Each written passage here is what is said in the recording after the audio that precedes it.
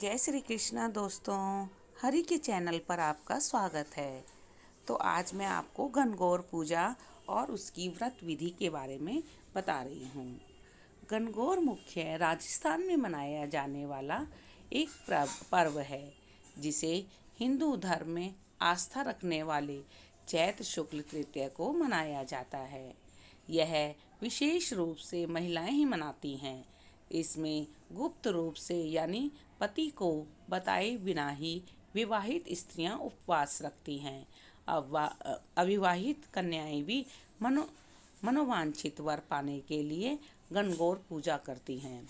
हालांकि गणगौर का पर्व चैत्र मास की कृष्ण तृतीया से ही आरंभ हो जाता है, लेकिन इस पर्व की मुख्य पूजा चैत्र मास के शुक्ल पक्ष की तृतीया को ही की जाती है।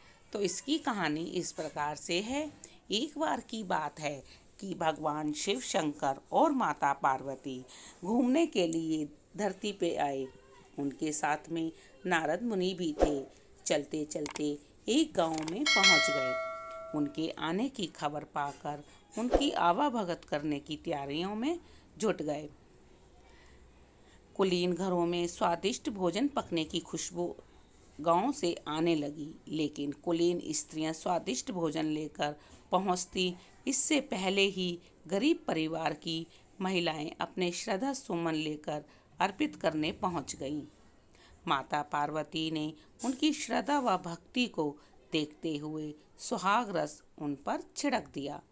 जब उच्च घरों की स्त्रियों तरह तरह के मिष्ठान पकवान लेकर हाजिर हुईं, तो माता के पास उन्हें देने के लिए कुछ भी नहीं बचा। तब भगवान शंकर ने पार्वती जी से कहा कि अपना सारा आशीर्वाद तो उन गरीब स्त्रियों को दे दिया, अब आप इन्हें क्या देंगी। तब माता ने कहा कि इनमें से जो भी सच्ची श्रद्धा लेकर यहाँ आई हैं, उस पर ही विशेष सुहागरस के चींटे पड़ेंगे और वह सौभाग्यशाली होंगी। तब माता पार्वती ने अपने रक्त के छींटे बिखेरे जो उचित पात्रों पर पड़े और वे धन्य हो गई। लोभ लालच और अपने ऐश्वर्य का प्रदर्शन करने पहुंची महिलाओं को निराश होना पड़ा। मान्यता है कि यह दिन चैत्र मास की शुक्ल तृतीया का दिन था। तब से लेकर आज तक स्त्रियां इस दिन गण यानी कि भगवान शिव और गौर यानी कि माता पार्वती की पूजा की जाती है।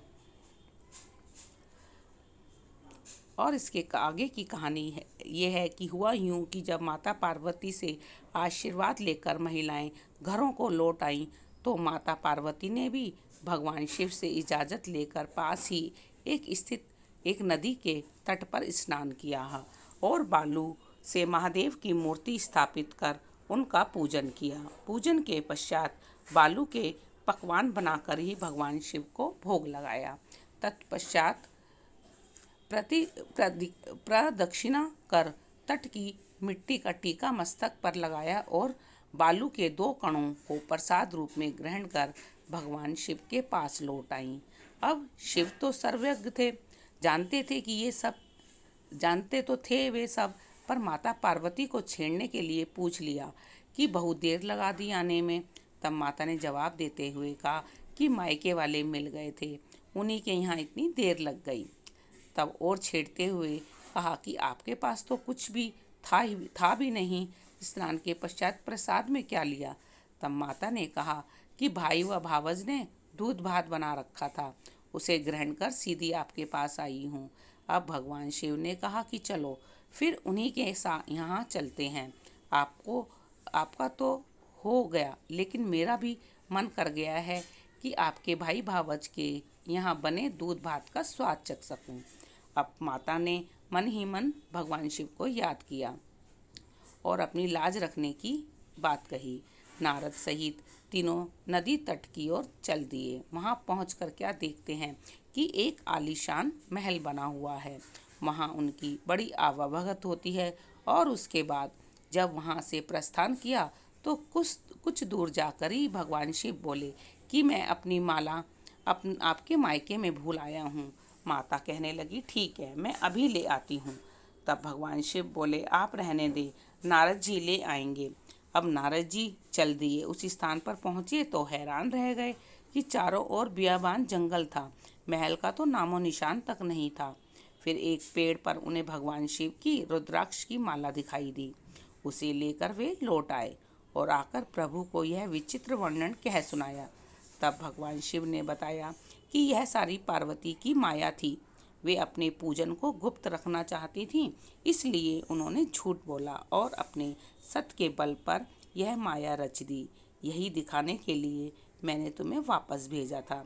तब नारद जी ने माता के सामने नतमस्तक होकर कहा कि हे माँ, आप सर्वश्रेष्ठ हैं, सौभाग्यशाली, सौभाग्यवती आदि शक्ति हैं। गुप्त रूप से की गई पूजा ही अधिक शक्तिशाली अब सार्थक होती है। हे माँ, मेरा आशीर्वचन है कि जो स्त्रियां इसी तरह गुप्त रूप से पूजन कर मंगल कामना करेंगी, महादेव की कृपा से उनकी मनोकामना पूर्ण होगी। बोलो महादेव की जय।